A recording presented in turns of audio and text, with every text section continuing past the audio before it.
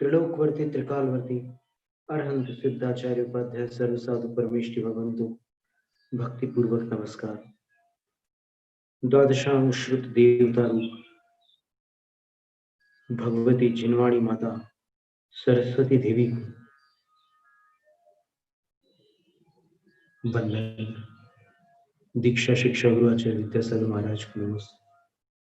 भारत के सभी आचार्य उपाध्याय साधु परमेष्टि नमस्ते। गणनीय आरिका माता जी और शेष आरिका माता जियों को वंदना में। ऐलक क्षुल्लक महाराजों को, शिलिका माता जियों को इच्छाकार प्रतीक्षा।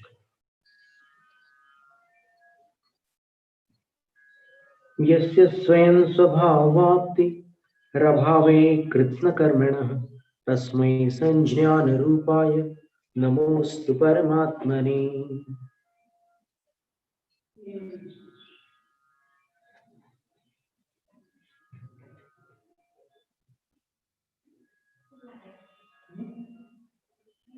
ध्यान एक प्रक्रिया है जो ध्याता ध्येय का आलंबन लेकर करता है। ध्यान करने वाले जब ध्येय पर अपने ज्ञान को केंद्रित करते हैं, झाड़त झैण पहाड़ में आचार्य कुंदकुंद देव लिखते हैं, जम थिर मज्जवसाणम झाड़म, जब अपना ज्ञान स्थिर होता है तब वो ध्यान कहलाता है। तो जब ध्येय पर ध्याता अपने ज्ञान को स्थिर करते हैं तो वो ध्यान होता है। ध्यान और ध्येय, इनके बीच जो संबंध है वो कैसा संबंध है? आचार्य महाराज 25वें काव्य में कहते हैं, कटस्य कर्ताहमिति संबंधः स्याद्वयोर्द्वयोः ध्यानं ध्येयं यदात्मैव संबंधः कीदृशस्तदा। अहम कटस्य कर्ता, मैं चटाई का निर्माता हूं, अर्थात मैं चटाई बना लेता हूं। इति, इस प्रकार द्वयोः संबंधः स्यात्, दो का दो के बीच संबंध होता है।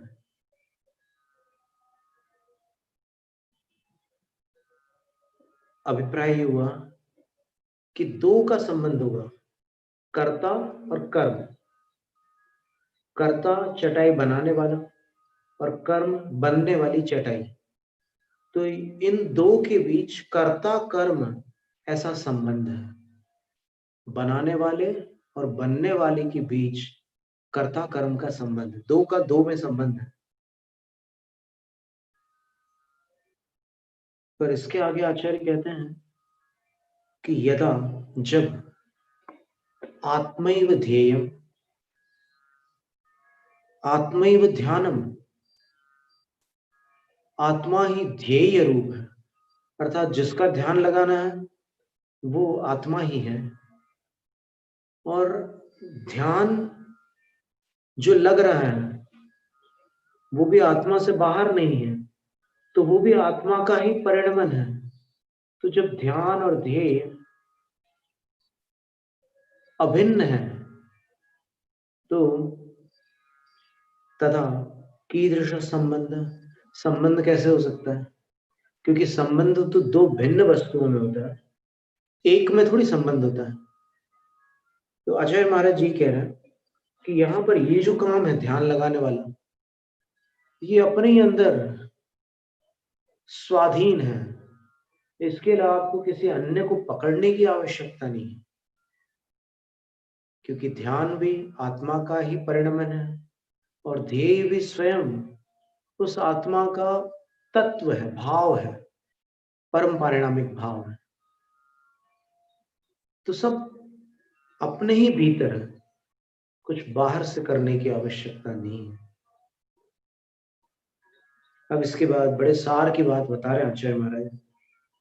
बध्यते मुच्यते जीवः सममो निर्ममः क्रमात् तस्मात् सर्व प्रयत्नेन निर्ममत्वं विचिन्तयेत्। सममो जीवः बध्यते निर्ममो जीवः मुच्यते। ऐसा लगा लो कि बध्यते सममः मुच्यते निर्ममः कोसो जीवः। जो मेरा मेरा करता है वो बंधन को प्राप्त होता है, और जो एकत्व को भाता है, मेरा कुछ नहीं है, इस भाव में चला जाता है, वह मुच्यते मुक्त हो जाता है। तस्मात् उस कारण से यदि मुक्त होना चाहते हो तो सर्व प्रयत्न पूरे प्रयत्न के साथ, पूरे पुरुषार्थ के साथ निर्ममत्वम विचिंतयेत्, निर्ममत्व का विचार करें। मेरा कुछ नहीं है,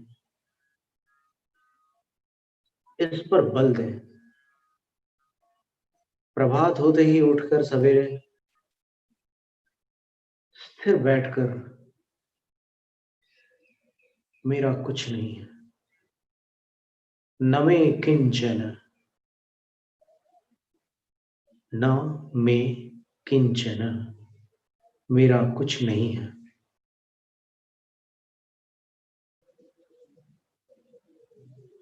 इस पर स्थिर रहना।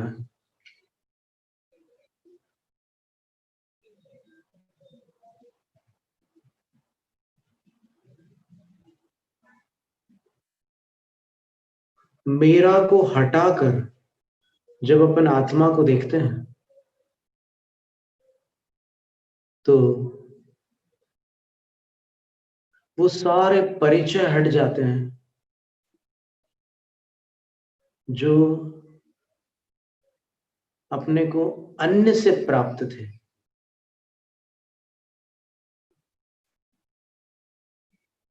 जैसे ये शरीर अपने को मिला इस जीवन में, माता पिता से मिला,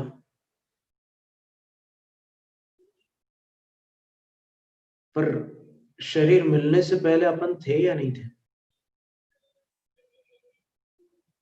क्या शरीर मिलते ही अपन नवीन उत्पन्न हो गए? और उत्पन्न हो गए तो कैसे उत्पन्न हो गए? यदि ये मान भी लें कि भाई शरीर उत्पन्न हो गया और फिर उसमें चेतना आ गई, चेतना कहां से आ गई? चेतना चेतन के बिना हो सकती है क्या? चेतन ना हो और चेतना हो, ऐसा संभव है क्या? और चेतना इस शरीर में, इस जड़ शरीर, अचेतन शरीर में कैसे हो सकती है? जब तक जीव न हो, जब तक चेतन न हो, तब तक चेतना कैसे हो सकती है? तो शरीर से चेतन उत्पन्न नहीं होता।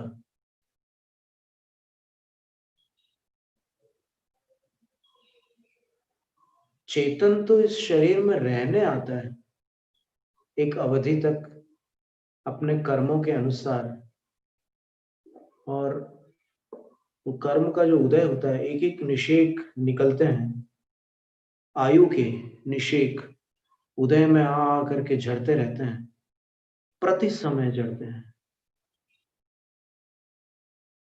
कभी कभी अधिक मात्रा में भी झड़ जाते हैं। जब कोई अनीति कार्य, अनैतिक कार्य करते हैं तब अधिक मात्रा में निषेक झड़ते हैं। और भी अनेक ऐसे कार्य हैं जिनसे निषेकों की गति तीव्र हो जाती है। अब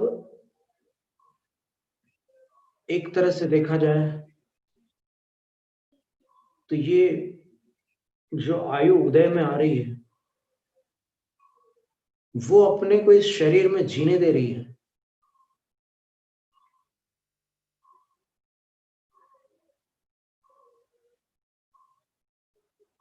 जीव का न प्रारंभ है न अंत है, लेकिन जीवन का प्रारंभ भी है और अंत भी है। आयु का उदय जहां प्रारंभ हुआ वहां जीवन प्रारंभ हुआ, और आयु का जहां अंत हुआ वहां जीवन समाप्त हुआ। और इसको समझने के लिए आचार्य ने कई उदाहरण दिए हैं कि तुम मोटे कपड़े पहन लोगे तो मोटे नहीं हो जाओगे। इसी तरह यदि तुम्हारा शरीर मोटा हो गया तो फिर तुम अपनी आत्मा के बारे में उस तरह का विचार नहीं करना कि मैं गोरा हट्टा कट्टा हूं। यानी अपनी आत्मा को वैसा मत समझ लेना, वो शरीर की अवस्था है। फिर बोले कि जैसे कपड़े पुराने हो जाते हैं तो इंसान पुराना नहीं होता, पहनने वाला पुराना नहीं होता। कितने बच्चे ऐसे हैं, कितने युवा ऐसे हैं जिनके कपड़े पुराने हो जाते हैं, फिर वो अलग कर देते हैं, नए पहन लेते हैं। तो जिस तरह कपड़ा पुराना होने पर पहनने वाला पुराना नहीं हो जाता, उसी तरह ये शरीर वृद्ध हो जाने पर आत्मा वृद्ध नहीं हो जाती।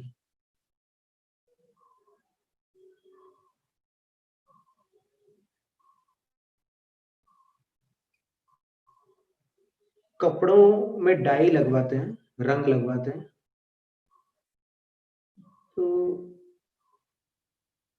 कपड़ों को रंगवा कर पहनने से मनुष्य रंगीन नहीं हो जाता। उसी तरह शरीर के गौर श्याम आदि वर्णों से आत्मा गोरी या सांवली नहीं हो जाती। और फिर अंतिम बात उन्होंने कही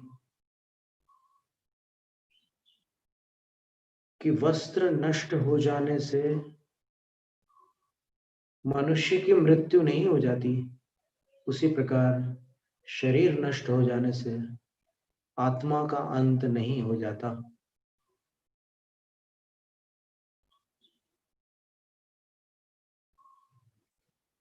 तो ये जितने परिचय है अपने,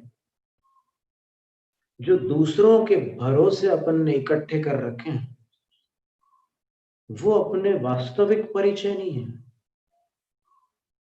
वो कृत्रिम परिचय परिचय है। और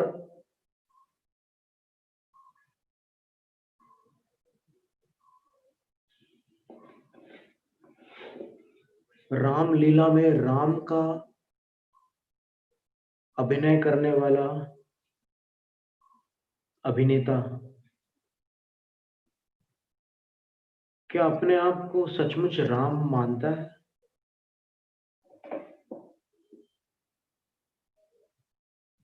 नहीं मानता। यदि सचमुच राम मान ले तो जब रामलीला में युद्ध का अवसर आएगा तो सामने कोई भी जीवित नहीं बचेगा।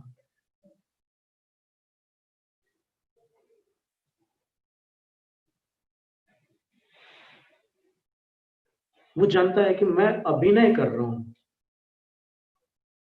और डायरेक्टर ने जैसा मेरे से, जो निर्देशक हैं, उसने जैसा मुझे निर्देश दिया है उसके अनुसार मैं कर रहा हूं। और जो संवाद लेखक हैं, डायलॉग राइटर्स हैं, उनने जो मुझे लिख करके दिया है वो मैं अपनी कला में पिरो करके प्रस्तुत कर रहा हूं। जब मुझे लक्ष्मण से वार्तालाप करना होता है तो मैं उस शैली में वार्तालाप करता हूं। रामलीला कई दिन चलती है। जब वो कलाकार घर जाता है तो घर जाकर अपनी पत्नी से वो ये थोड़ी कहता है हे सीते, अथवा अपने भाई से ही नहीं कहता लक्ष्मण, नहीं कहता। उसको भान है, बस ये भान यदि जीव को हो जाए कि कर्म रूपी निर्देशक के कारण मैं इस संसार में अनेक वेश धारण कर करके अनेक प्रकार का अभिनय कर रहा हूं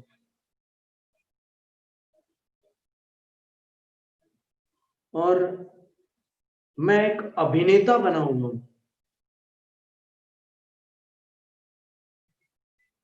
ये अगर स्मरण रख ले तो ये जितना प्रपंच हो रहा है दुनिया में, उसमें वो आसक्त न होकर उसको नाटक के रूप में देख सकेगा। और नाटक को नाटक के रूप में देखने पर भावुकता तो आती है, लेकिन जो वास्तविक बन करके जो किया जाता है उसमें जो आकुलता होती है वो नहीं होती।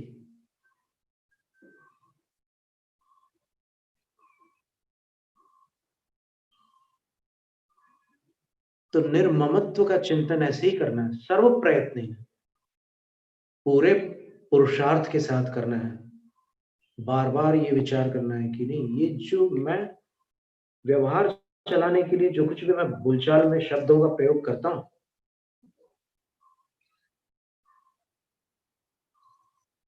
मैं खंडेलवाल, मैं लंबेशु, मैं अग्रवाल, मैं परवार आदि आदि जितने भी ये जातिगत परिचय हैं, फिर धर्मगत परिचय भी हैं, मैं जैनी, मैं हिंदू आदि, और फिर शिक्षागत परिचय भी है, मैं मेडिकल लाइन का, मैं इंजीनियरिंग वाला, मैं वकालत वाला इत्यादि। और फिर कलाओं को लेकर के भी और शारीरिक वर्ण आदि को लेकर के भी परिचय होते हैं अपने। फिर ब्लड ग्रुप्स को लेकर के भी लोग परिचय बनाते हैं कि हम ओ ग्रुप वाले हैं, और वो कहते हैं कि नहीं हम तो ए ग्रुप वाले हैं। फिर कोई कहता है हम बी ग्रुप वाले हैं। फिर पॉजिटिव नेगेटिव कितने परिचय हैं इस जीव के। आप जब निद्रा से बाहर आते हैं और पुनः निद्रा में जाते हैं, उसके बीच कितने परिचय होते हैं। स्नान करने से पहले बिना स्नान किया हुआ मैं, स्नान के उपरांत स्नान किया हुआ मैं, भूख लगने पर खाली पेट में, भोजन के उपरांत भरा पेट वाला मैं, कितने परिचय हो जाते हैं। भाई बहन, माता पिता, चाचा भतीजा, मामा भांजा, दादा पोता, नाना नाती, और ऐसे संख्यात परिचय होते हैं मनुष्य के। मित्रों से भी अपना परिचय बनाता है कि वो तुम लोग जिसका नाम लेते हो मेरा क्लास फेलो है। ये भी एक परिचय, और इसमें भी अंदर से कषाय और एक राग आता है, तो एक अभिमान आता है। इस ये बड़ा भारी माया जाल है। इस माया जाल से निकलना वैराग्य के बिना संभव नहीं है, और विवेक के बिना भी संभव नहीं है, और तपस्या के बिना भी कोई पार नहीं लगता है। तो अजय कहते हैं कि बिल्कुल ऐसे भावित करो अपने आप को। कैसे भावित करो, तो उसके लिए फिर आगामी श्लोक है। इस आगामी श्लोक का आगामी सत्र में ही अपन अध्ययन करेंगे। जैनम जयतु शासनम।